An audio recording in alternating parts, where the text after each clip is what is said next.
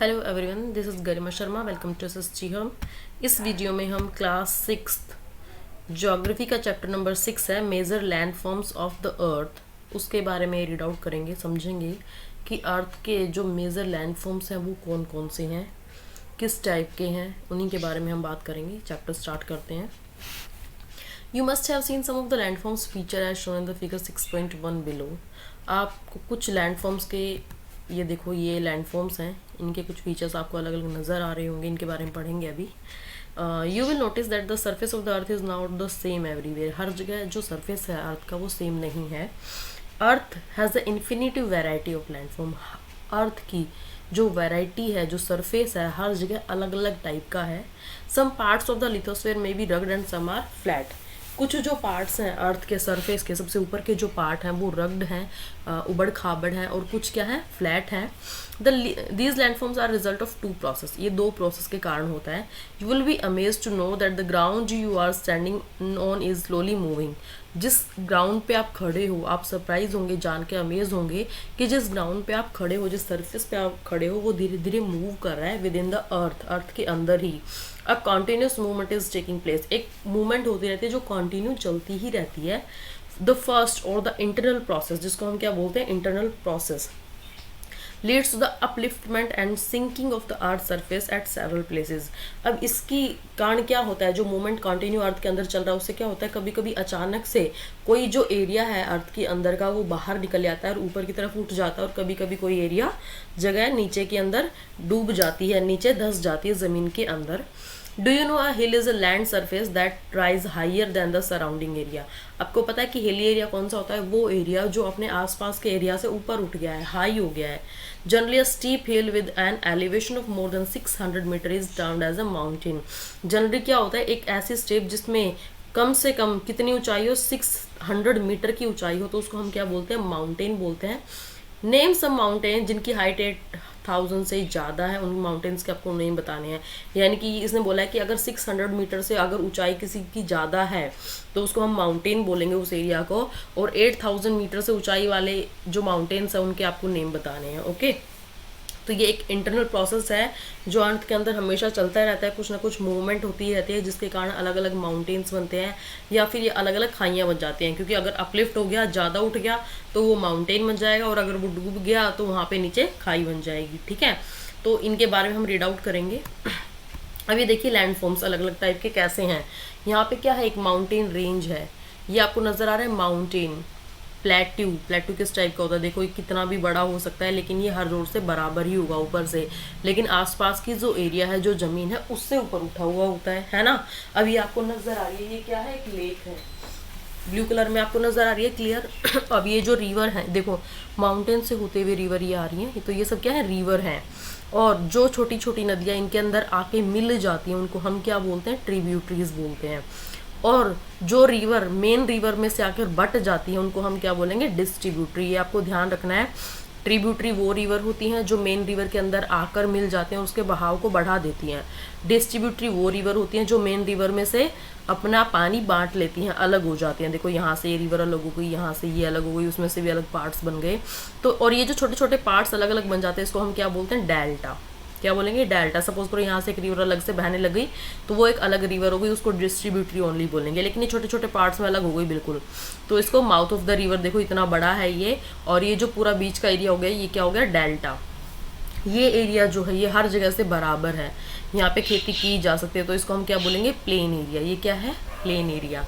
अब यहाँ पे भी आपको एक रिवर नजर आ रही है, यहाँ से आ रही है, इसी के अंदर एक और रिवर आकर मिल गई, इसको क्या बोलेंगे हम, ट्रिब्यूटरी रिवर, जो इसको आके इसमें मिल जाती है और ये यहाँ तक फिर पानी लेकर आते हैं ओशियन तक। ये जो एरिया है ये हिली एरिया है, हिली एरिया जहाँ पे छोटे छोटे हिल्स बहुत सारे हैं।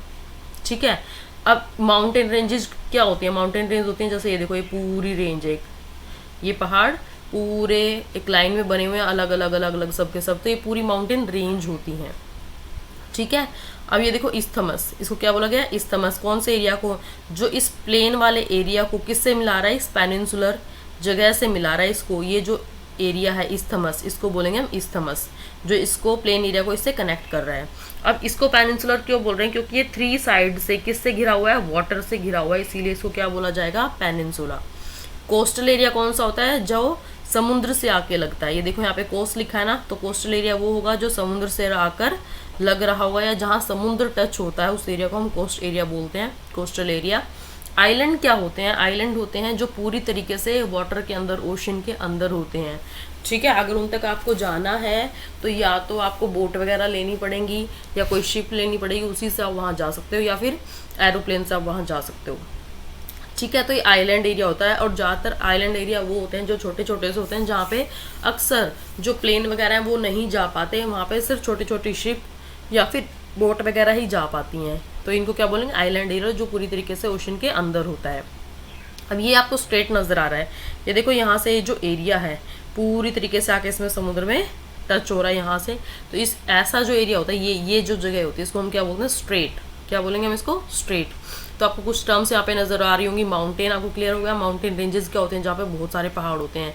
बेसिन, बेसिन वो जगह होती है जो माउंटेन, जो जिसके चारों तरफ माउंटेन होते हैं, हिली एरिया होता है, और बीच में एक जगह होती है जो थोड़ी सी उनसे, जो आसपास के माउंटेन एरिया उनसे नीचे होती है, वहाँ पे कुछ लोगों ने घर बना लिए होते हैं, तो उसको हम बोलते हैं बेसिन, ठीक है। ये हिल एरिया हो गया। ये प्लेट्यूज हैं जो क्या होते हैं? ऊपर से फ्लैट होते हैं, लेकिन आसपास के सराउंडिंग एरिया से ऊपर उठे हुए होते हैं।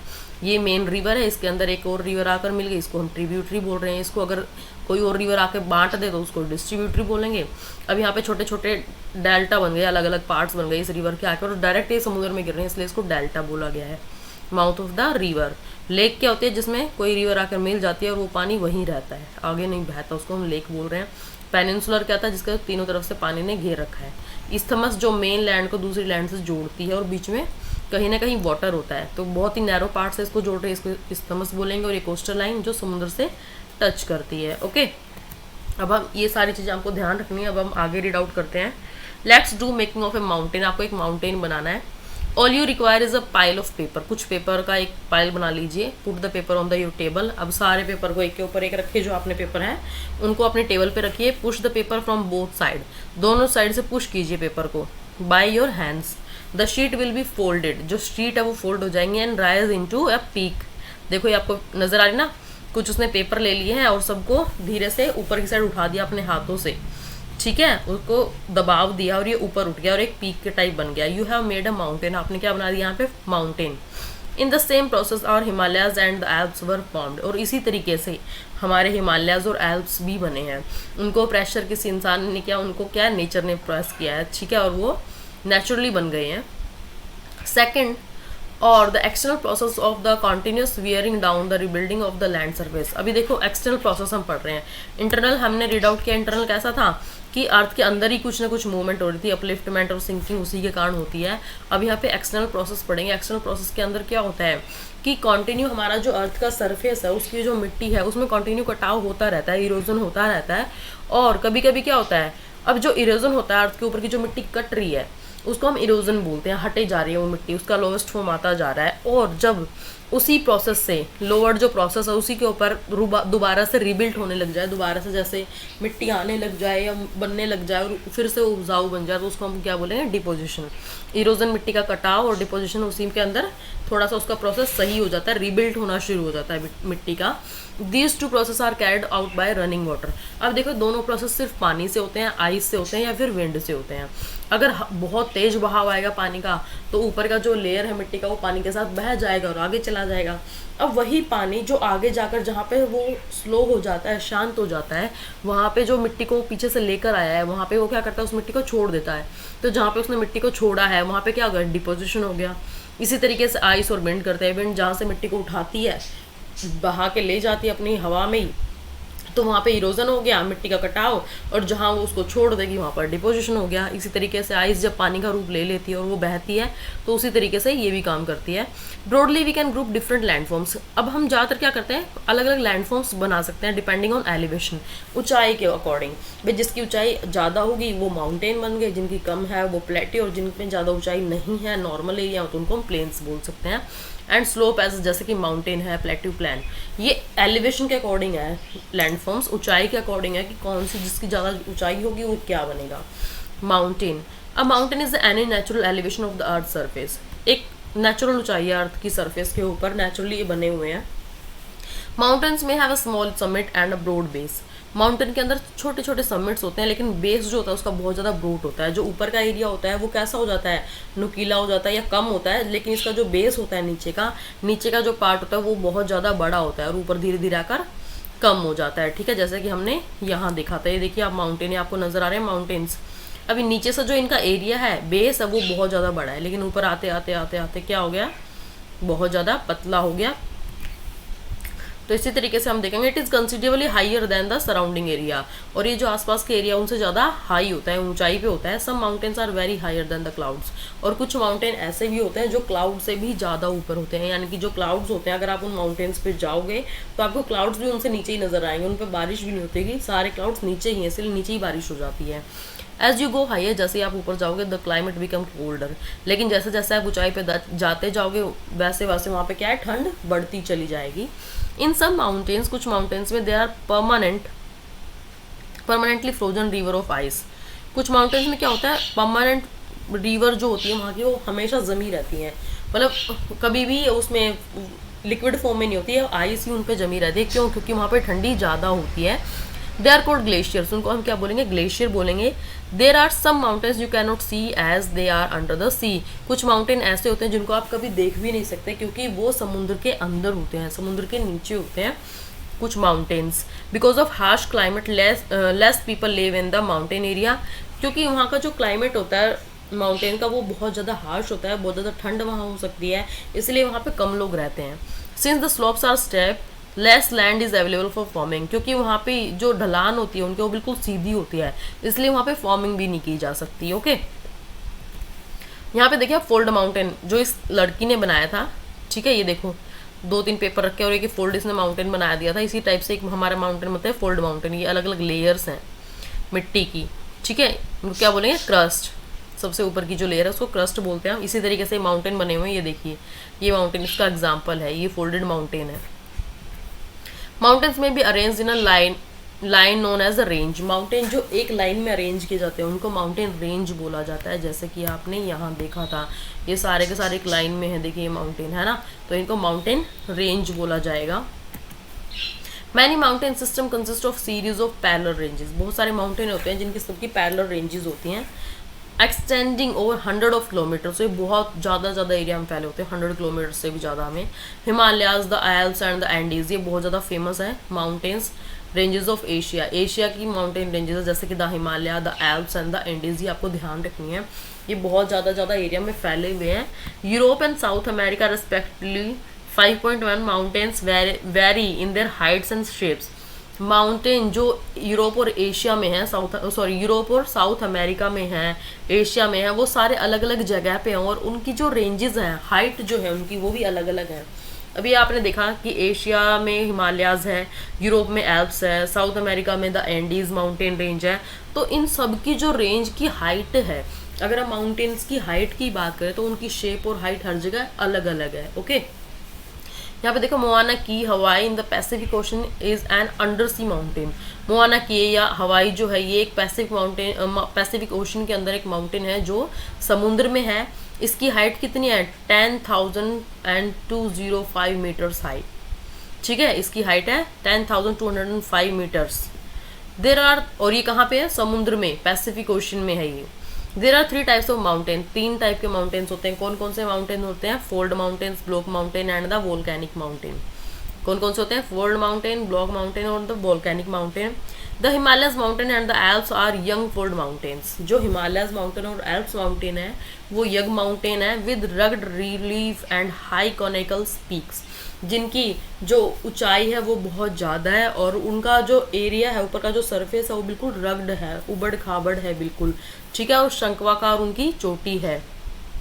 The Aravalli range in India is one of the oldest fold mountain, और जो अरावली रेंज है भारत के अंदर वो जो है वो ओल्डेस्ट फोल्ड माउंटेन है, ठीक है, पुराना फोल्ड माउंटेन है वर्ल्ड में, सबसे पुराना सिस्टम है वर्ल्ड में अरावली रेंज का।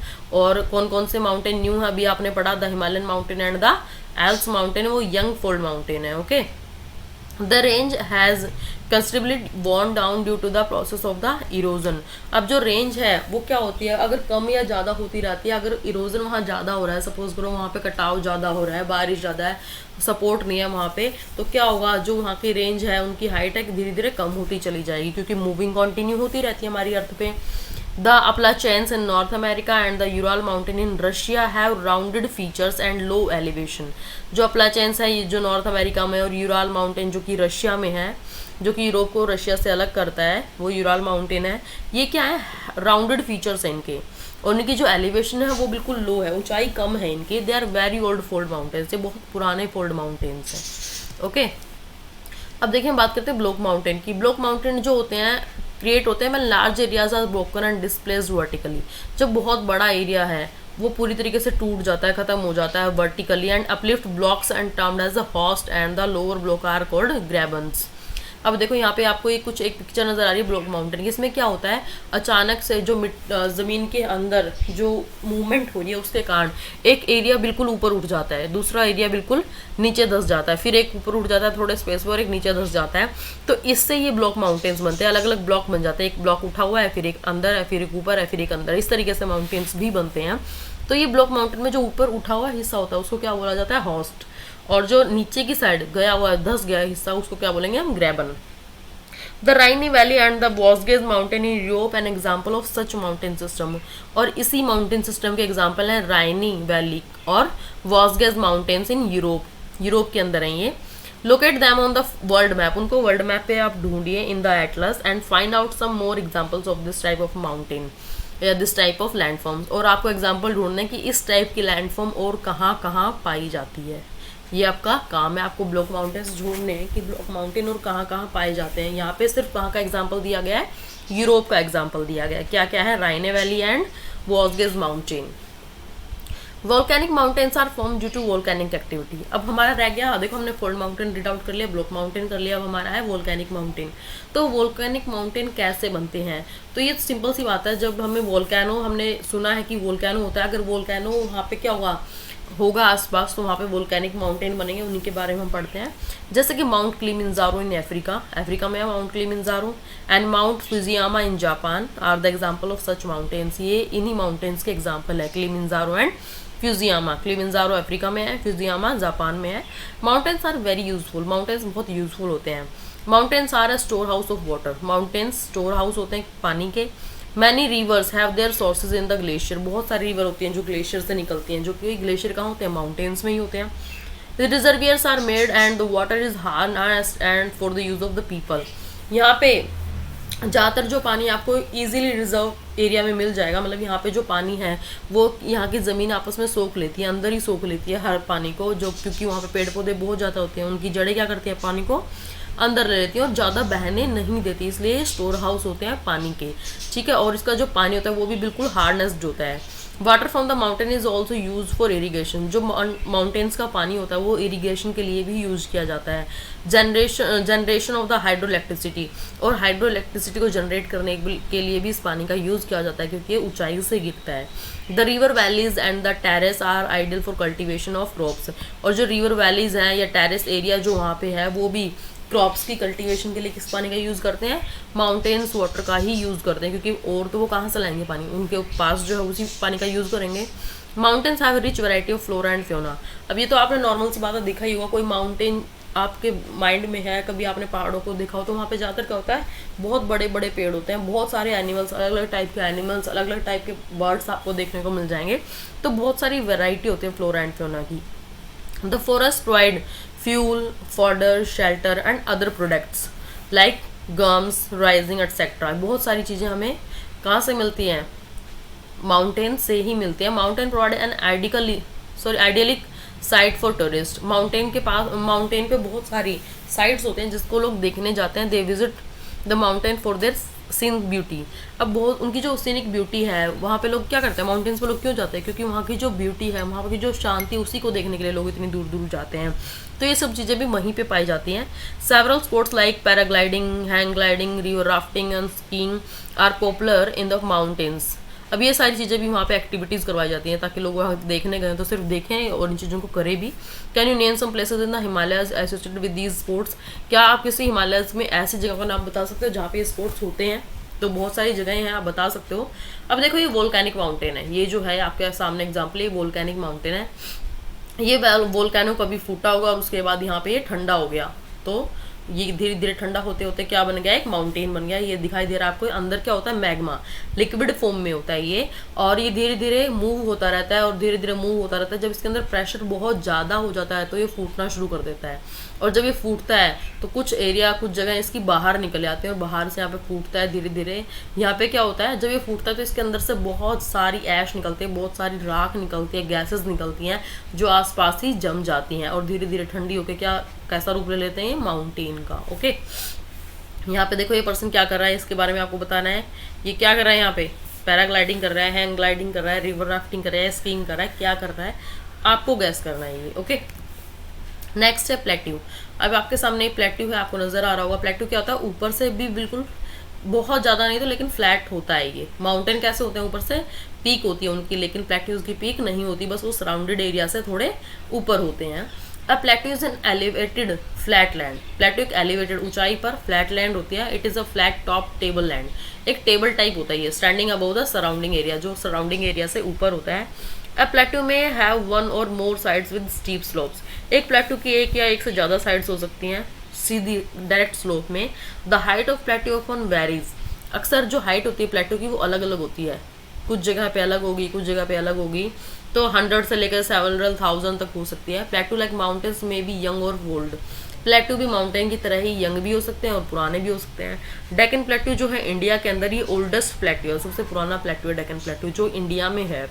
ईस्ट अफ्रीका में प्लेट्यू है Kenya, Tanzania and Uganda, and the western plateau of Australia are other examples. अब ये सारे जो हैं ये प्लेट्यूज के एग्जाम्पल दे दिए गए हैं, केन्या, तंजानिया, ठीक है।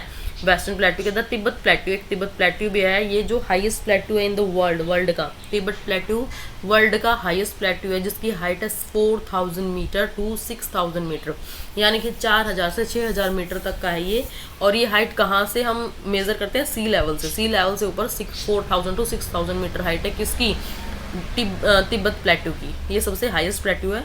Plateau are very useful too because they are rich in mineral deposit. Plateaus जो होते हैं बहुत ज़्यादा यूजफुल होते हैं, क्यों, क्योंकि इनके अंदर मिनरल्स बहुत ज़्यादा पाए जाते हैं। ज़्यादातर जो माइनिंग एरियाज होते हैं वर्ल्ड में वो सारे के सारे प्लेट्यूज पे ही किए जाते हैं, जैसे कोयला वगैरह है, गोल्ड वगैरह है, वो सारे प्लेट्यू कहाँ पाए जाते हैं, सॉरी वो सारी माइनिंग कहाँ की जाती है, प्लेट्यूज पे ही की जाती हैं, क्योंकि प्लेट्यूज बहुत ज़्यादा मिनरल्स यहाँ पे पाए जाते हैं, इसलिए लोग यहीं पर माइनिंग करना शुरू कर देते हैं। African plateau is famous for gold. African plateau जो है वो गोल्ड के लिए एंड डायमंड के लिए बहुत ज़्यादा फेमस है, इसलिए वहाँ पे माइनिंग की जाती है। In India huge reserves of iron, coal and magnesium are found in Chota Nagpur plateau. India के अंदर भी बहुत सारे रिजर्व्स हैं, किस चीज़ के, आयरन के, कोल के, मैग्नीज के, जो कि कहाँ पाए जाते हैं, छोटा नागपुर प्लेट्यू में। ये भी भारत में ही है छोटा नागपुर प्लेट्यू, ठीक है। Plateaus area, in the plateaus area there are maybe several waterfalls. बहुत सारे वाटरफॉल भी वहाँ पे पाए जा सकते हैं। As the river falls from a great height, क्योंकि वहाँ पे जो रिवर होंगी वो क्या होंगी, ग्रेट हाइट से नीचे गिरेंगी, तो वहाँ पे वाटरफॉल इजीली अपने आप बन जाएगा। In India the Hundru falls in the Chota Nagpur plateau. कौन सा है, हुंद्रू फॉल है, कहाँ पे, छोटा नागपुर प्लेट्यू में, ऑन द रिवर, कौन सी रिवर है, सुबर्णरेखा, एंड द जोग फॉल इन द कर्नाटका, और जोग फॉल कहाँ है, कर्नाटका में है। ये एग्जाम्पल्स है इन वाटरफॉल्स के। Lava plateaus are rich in black soil. Lava plateau जो होते हैं वो बहुत ज़्यादा रिच होते हैं किसमें, ब्लैक सॉइल में। और ब्लैक सॉइल क्या होती है, बहुत फर्टाइल सॉइल होती है। फर्टाइल सॉइल होगी तो क्या होगा, वहाँ पे जो कल्टीवेशन की जाएगी, जो क्रॉप्स ग्रो की जाएंगी वो भी बहुत अच्छी और बहुत ज़्यादा मात्रा में होंगी। बहुत सारे प्लेट्यू होते हैं जिन सीनिक ब्यूटी के लिए बहुत ज़्यादा सीनिक स्पॉट होता है, यानी कि वहाँ की जो ब्यूटी होती है देखने के लोग वहाँ बहुत सारे जाते हैं, और वो टूरिस्ट अट्रैक्शन भी होते हैं। टूरिस्ट कहाँ जाएंगे, जहाँ पे देखने के लिए बहुत अच्छा वेदर होगा, महसूस करने के लिए, देखने के लिए अच्छी ब्यूटी होगी, वहीं लोग जाते हैं। तो प्लेट्यूज में भी ऐसे स्पॉट बहुत सारे मिल जाते हैं जहाँ पे टूरिस्ट जाते हैं।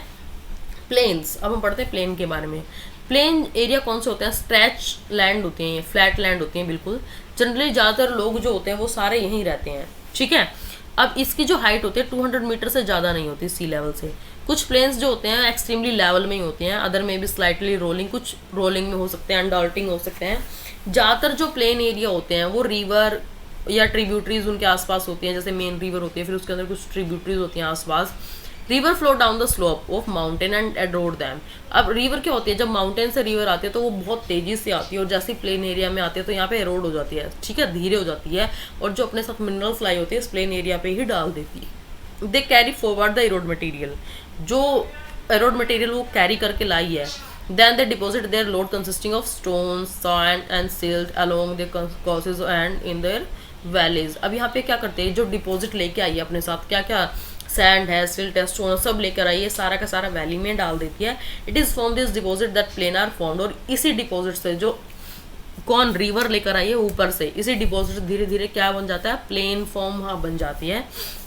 और जनरली क्या होता है, जो प्लेन फॉर्म होती है वो बहुत फर्टाइल होती है। क्यों फर्टाइल होती है, क्योंकि जो रिवर है अपने साथ जो ये सिल्ट लेकर आई है, सैंड लेकर आई है, तो ये इसके ऊपर का एरिया होता है, ये माउंटेन्स के ऊपर का एरिया सरफेस सॉइल होती है, ये धीरे धीरे आके प्लेन एरिया में आ जाती है। और प्लेन एरिया में जब ये आ जाती है तो यहाँ का एरिया भी क्या हो जाता है, बहुत ज़्यादा फर्टाइल हो जाता है। Construction of transport network is easy. अब देखो यहाँ पे कंस्ट्रक्शन करना भी बहुत ईजी होता है, प्लेन एरिया में आप ट्रांसपोर्ट कंस्ट्रक्शन के लिए भी बहुत ईजी होता है। अगर आप पहाड़ी एरिया में रोड बनाना चाह रहे हो तो उसमें बहुत टाइम भी लगता है। पहाड़ी एरिया में अगर आप रेलवे ले जाना चाहते हो तो उसमें बहुत ज़्यादा डेंजरस भी रहता है और बहुत ज़्यादा मुश्किल भी होता है, खतरनाक भी होता है। लेकिन प्लेन एरिया में ऐसा कुछ नहीं होता, यहाँ पे बहुत ईजी होता है ये सब। Then these plains are very thickly populated. अब जो प्लेन्स होते हैं बहुत ज़्यादा पॉपुलेटेड होते हैं, क्योंकि यहाँ पे सारी फैसिलिटी आपको इजीली मिल जाएगी। अगर आपको मार्केट जाना है आप आराम से जा सकते हो आसपास। लेकिन सपोज करो आप किसी माउंटेन पे रहते हो और वहाँ से आपको मार्केट में नीचे आना है, तो आप एक राउंड आते आते आते आते ही थक जाओगे, है ना, बहुत ज़्यादा नीचे तक आप नहीं आ पाओगे। सबसे इजीली कहाँ पे हम रह सकते हैं, प्लेन एरिया में। इसीलिए ज़्यादातर लोग प्लेन एरिया में ही रहते हैं और प्लेन एरिया ही ज़्यादा थिकली पॉपुलेटेड होता है। Some of the largest plain made by river are found in the Asia North America. ज़्यादातर जो प्लेन एरिया है वो कहाँ पे है, एशिया में और नॉर्थ अमेरिका में है। For example Asia these plains are found by Ganga, क्योंकि आप एशिया में देखिए तो ये जो प्लेन बनाए गए हैं या मेनली रिवर कौन कौन से हैं यहाँ पे एशिया में, गंगा एंड ब्रह्मपुत्रा, ठीक है, और यांगजे इन चाइना। प्लेन्स जो होते हैं सबसे ज़्यादा ब्यूटीफुल होते हैं, ह्यूमन हैबिटेशन के लिए बिल्कुल सही होते हैं। यहाँ पे बहुत ज़्यादा ग्रेट कंसंट्रेशन होती है लोगों की। More flat land is available for building houses. ज़्यादातर फ्लैट लैंड उनको मिल जाते हैं कि अपने घर बना सकें, कल्टीवेशन कर सकें, क्योंकि यहाँ पे जो सॉइल होती है वो भी फर्टाइल होती है। लैंड जो होती है बहुत ज़्यादा प्रोडक्टिव होती है कल्टीवेशन के लिए, क्योंकि कल्टीवेशन यहाँ पे कितनी भी की जाए फर्टाइल है तो प्रोडक्टिव भी होगी।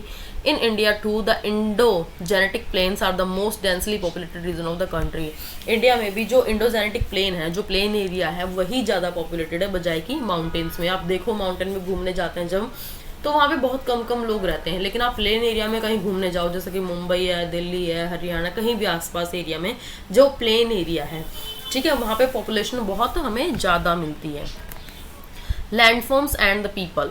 लैंडफॉर्म और पीपल के बारे में बात करते हैं। ये देखो ये 6.7 में एक ब्रिज दिखाया गया आपको, अरुणाचल प्रदेश में है ये रोप ब्रिज बनाया गया है, ठीक है। किससे बना है, रोप ब्रिज है, ये रस्सी से बना हुआ है। Landforms and the people. एक आपको रिवर दिखाई गई है, पोल्यूटेड रिवर, देखो कितनी गंदी कर दी है रिवर, इसमें पोल्यूशन डाल डाल के। Humans have been living on the different kinds of landforms in different ways. Human जो होते हैं अलग अलग टाइप के डिफरेंट काइंड्स ऑफ लैंडफॉर्म्स में रहते हैं अलग अलग तरीके से। लाइफ कहीं जगह मुश्किल भी होती है कुछ एरिया में, जैसे कि माउंटेन एरिया में।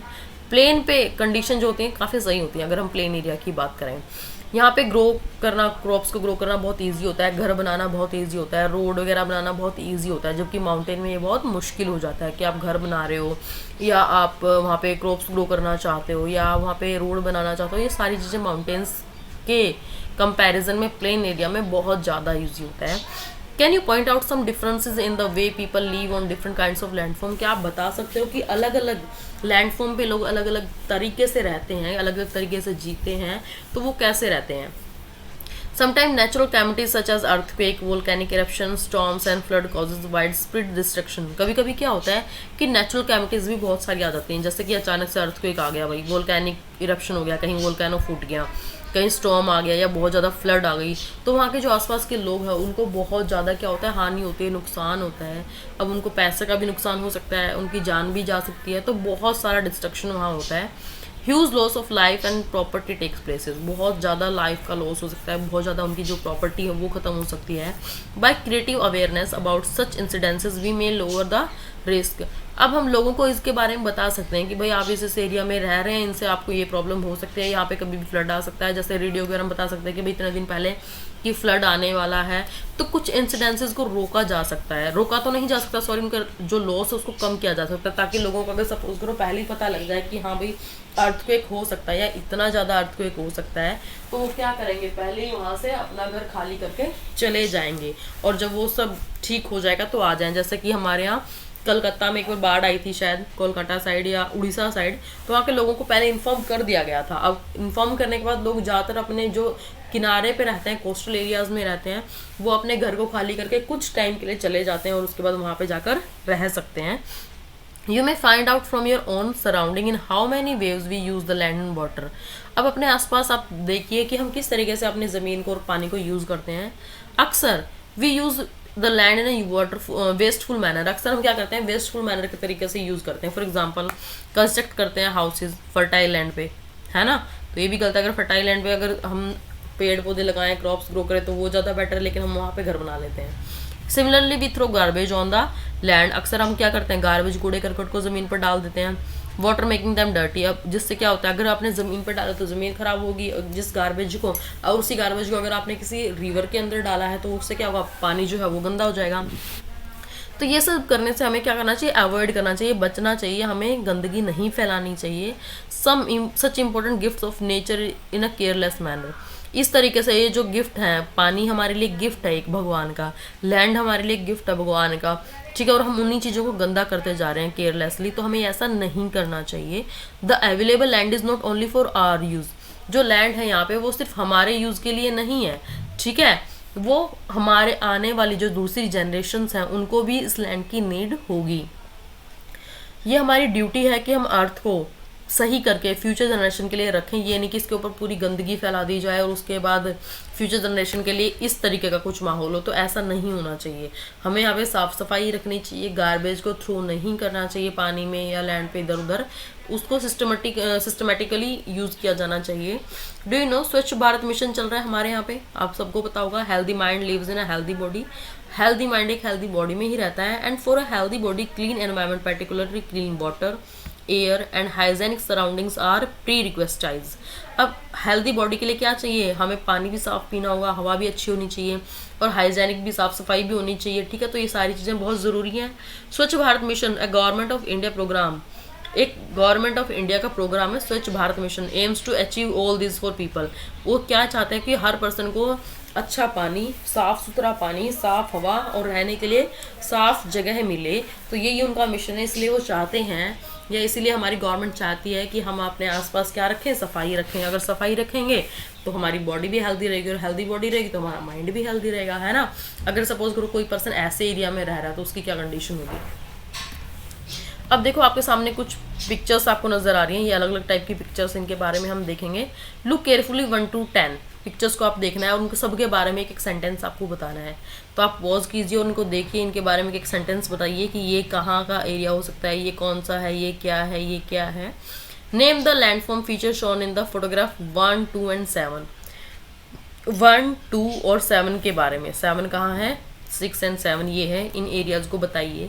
What appear to be the main use of the land, land का मेन यूज क्या है, किसमें, फोटोग्राफ 9 में। 9 कहाँ है, ये नहीं 9, ठीक है। तो यहाँ पे बहुत सारी जो गोट हैं, शिप हैं, वो सब यहाँ पे क्या कर रही हैं, ग्रास खा रही हैं। What happens to be the main use of the land, sorry, what activity do you see in the photograph 3, 6, 8 and 9। 3 में क्या एक्टिविटी हो रही है, बोटिंग की जा रही है, ठीक है। 6 में क्या हो रहा है, ये लोग क्या कर रहे हैं, चाय की जो लीव्स हैं, टी लीव्स, उनको तोड़ रहे हैं, पत्तियाँ तोड़ रहे हैं। 8 में क्या है, बोटिंग हो रही है। एंड 9 में क्या है, यहाँ पे शिप्स क्या कर रहे हैं, घास खा रहे हैं और इधर उधर जा रहे हैं।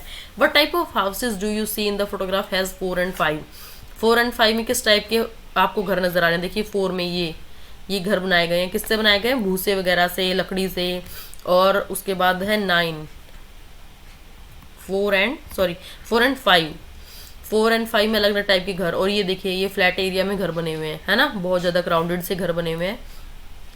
Name the water sports game shown in photograph number 3 and 8। 3 and 8 में एक यहाँ पे भी बोटिंग की जा रही है और यहाँ पे भी क्या हो रहा है, ये भी बोटिंग की जा रही है, तो अलग इसका अलग नेम है, तो आपको बताना है कि कौन कौन से हैं, इनके बारे में लिखना है। Name 2 means of transport shown in photographs 1 to 10, सबसे 1 से लेकर 10 तक जितने भी यूज़ किए गए हैं, जितने भी फोटोज़ आपके सामने, इनके अंदर किस किस ट्रांसपोर्ट का यूज़ किया गया है वो आपको बताना है। जैसे कि यहाँ पे किसका, कैमल का यूज़ किया जा रहा है, बोट का यूज़ किया जा रहा है, यहाँ भी बोट हो सकती है, ठीक है। यहाँ पे हम साइकिल वगैरह है या इन बुलक कार्ट वगैरह हो, इनका यूज़ किया सकते हैं। यहाँ पे हम बस, कार, स्कूटर, किसी भी चीज़ का यूज़ किया जा सकता है। यहाँ पे क्या है, हिली एरिया है, तो यहाँ पे याक वगैरह मिल जाते हैं, यहाँ पे भी याक वगैरह मिल जाते हैं। यहाँ बोट है, यहाँ पे क्या है, शिप है, गोट है, और यहाँ पे आपको ये ट्रेन नज़र आ रही है या बस ट्रेन जो भी है, सॉरी यहाँ पे रोड ही नज़र आ रहा है, तो हो सकता है बस हो। तो ये अलग अलग ट्रांसपोर्ट्स आपको देखने को मिल जाएंगे, आप इनको आराम से देखिए। Thanks for watching my video, please do like, comment, share, and if you haven't subscribe please subscribe this video. अब इसकी नेक्स्ट वीडियो में हम इस चैप्टर के क्वेश्चन आंसर या बैक एक्सरसाइज को एक्सप्लेन करेंगे। Thank you.